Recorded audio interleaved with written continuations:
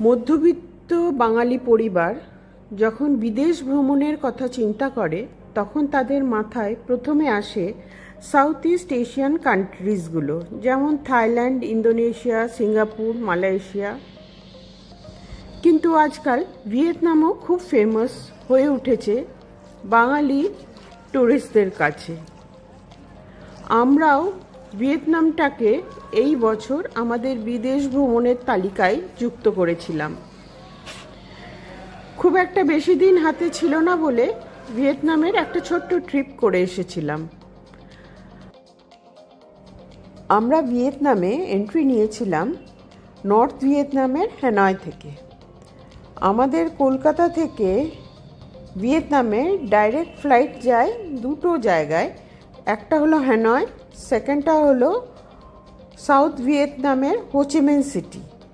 কিন্তু আমরা south Vietnam cover করব না, আমরা নর্থ ভিয়েতনাম আর কিছুটা সেন্ট্রাল ভিয়েতনাম কভার করব, তাই আমরা হ্যানয়ের ফ্লাইটই নিলাম। এই ভিয়েতনাম যেতে হলে কয়েকটা জিনিস মাথায় রাখতে হবে। প্রথমটি হলো যে ইন্ডিয়ার থেকে ওদের টাইম ডিফারেন্স হচ্ছে 1.5 hours, মানে ওরা 1.5 hours এগিয়ে আছে। আর আমাদের 1 rupee is equal to round about 299 Vietnamese dong. Vietnam একটা developing country, not yet developed too much, তাই ওদের মানির ভ্যালু খুবই কম। যে কোনো ইন্টারন্যাশনাল ট্রিপ প্ল্যান করলে প্রথমেই দরকার পড়ে ভিসা। ভিয়েতনামের ভিসা পাওয়ার জন্য ওদের একটি অফিসিয়াল সাইট আছে, যার লিঙ্ক আমি ডেসক্রিপশন বক্সে দিয়ে রাখবো। ওই সাইটে গিয়ে কিছু রিকোয়ার্ড ইনফরমেশন ফিল আপ করতে হয়, তারপর আপনাকে সাবমিট করতে হবে। 2 to 4 ওয়ার্কিং ডেজের মধ্যে আপনার কাছে মেল আসবে, আপনার ভিসার আপনি পেয়ে যাবেন। কিন্তু ফেক কিছু সাইটও আছে, তাই একটু অ্যাওয়্যার থাকা দরকার। ভিসার জন্য চার্জ লাগে 2200 থেকে 2400 টাকার মধ্যে পার পারসন। মানি এক্সচেঞ্জ বা সিম এয়ারপোর্ট থেকে না নেওয়াই ভালো, কারণ মানি এক্সচেঞ্জ করতে গেলে ভ্যালু অনেকটাই কম পাওয়া যায় এয়ারপোর্টে। আর সিম যদি আপনি এয়ারপোর্টে কেনেন তাহলে $15 লেগে যেতে পারে, 15 USD। বাট এয়ারপোর্টের বাইরে মানে ভিয়েতনাম পৌঁছে যদি আপনি সিম পারচেজ করেন তাহলে আপনি $2 to $3 সিম পেয়ে যাবেন। তাই ইট ইজ বেটার এয়ারপোর্টে সিম বা মানি কোনোটাই না নেওয়া। এইবারে আসি ফ্লাইটের কথায়। কলকাতা দমদম এয়ারপোর্ট থেকে হ্যানয়ের 9 বাই ইন্টারন্যাশনাল এয়ারপোর্ট অবধি দুটো ফ্লাইট যায়, একটা হলো ইন্ডিগোর, দ্বিতীয়টি এয়ার এশিয়ার। ইন্ডিগোর ফ্লাইটে কেবিন ব্যাগেজ 7 kgs আর চেক ইন ব্যাগেজ 30 kgs অবধি অ্যালাউড। আর এয়ার এশিয়ার ফ্লাইটে কেবিন ব্যাগেজ 7 kgs অবধি অ্যালাউড। তাই আমার মতে इंडिगोर फ्लाइट बेटर। इलेक्ट्रॉनिक उपकरणों का उपयोग केवल फ्लाइट मोड में किया जा सकता है। कोलकाता থেকে হ্যানয়ের অফিশিয়ালি ফ্লাইং টাইম হচ্ছে 2 hours 40 minutes, কিন্তু মোটামুটি 2 hours 10 to 20 minutes এর মধ্যেই ফ্লাইট ল্যান্ড করে যায়। এই ফ্লাইটগুলোতে কোনো রকম ফুডের ব্যাপার নেই, মানে কোনো রকম খাওয়া দাওয়া দেওয়া হয় না, যদিও international flight. To and fro fare মোটামুটি 22 থেকে 27 হাজার টাকা পড়ে, ডিপেন্ডিং আপন দ্য সিজন। আর ইন্ডিগো ফ্লাইটের টাইম মানে কলকাতা থেকে ছাড়ে অ্যারাউন্ড অ্যাবাউট 10 PM। বলতে বলতে আমরা ল্যান্ডও করে ফেলেছি হ্যানয়ে 9 বাই ইন্টারন্যাশনাল এয়ারপোর্টে।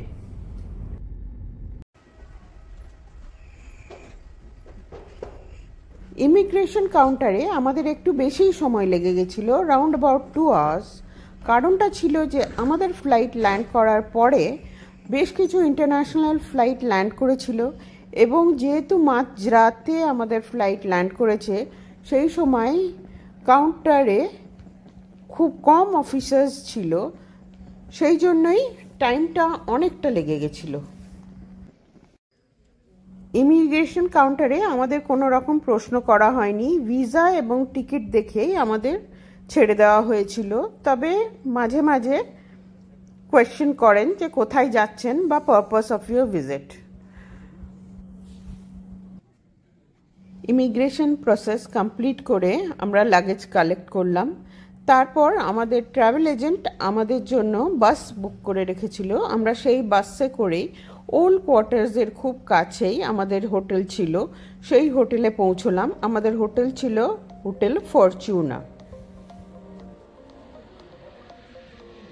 এই হ্যানয়ের ফরচুনা হোটেলের রুমের ভিউটা শেয়ার করি।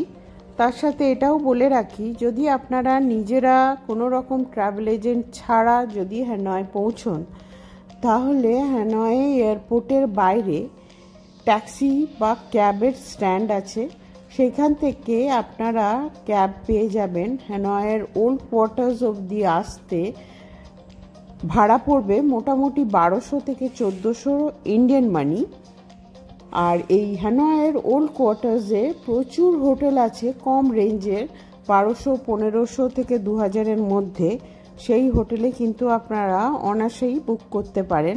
আমি কয়েকটি হোটেলের ডিটেলস ডেসক্রিপশন বক্সে দিয়ে রাখব।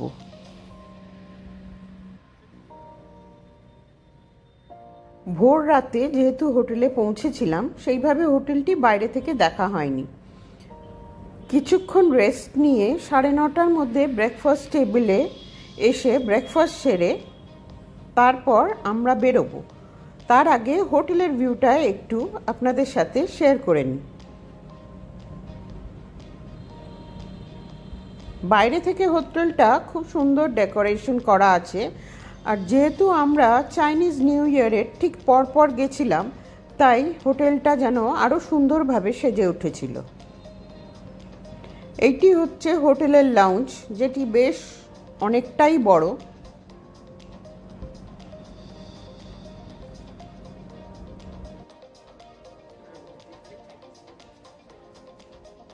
হ্যানয়ের প্রতিটি হোটেলেরই রুমের চার্জ ভ্যারি করে ডিপেন্ডিং আপন দ্য সিজন।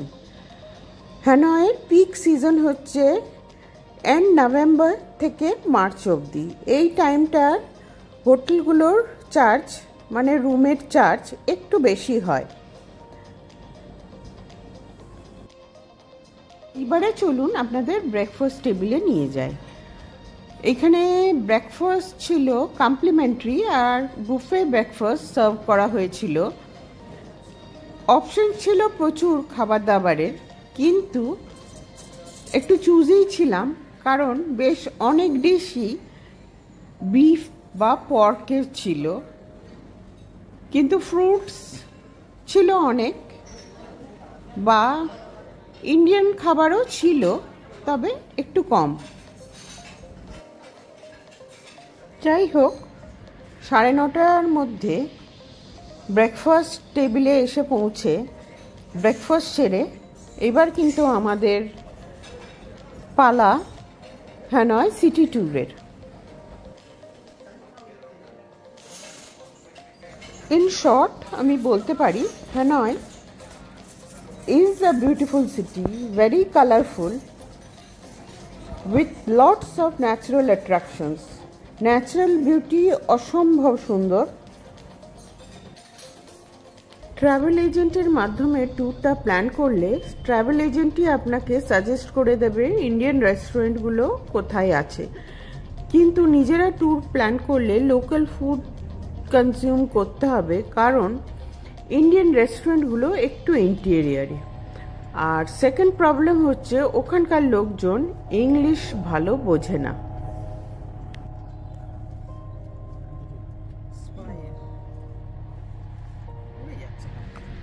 খুব তাড়াতাড়ি ফিরে আসবো হ্যানয় সিটি ট্যুরে আমি কি কি দেখলাম বা আমরা কি কি দেখলাম সেই ভিডিও নিয়ে। So stay in touch with Soma and her passion. See you all my friends and love you all. Bye.